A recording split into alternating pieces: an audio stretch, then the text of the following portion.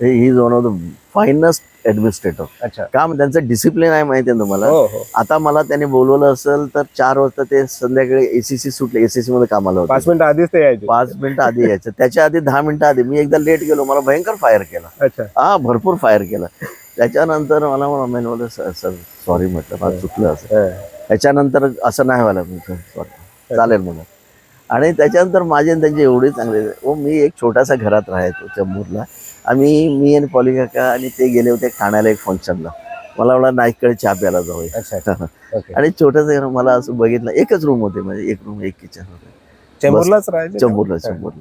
तर तिकडे असं बघितलं.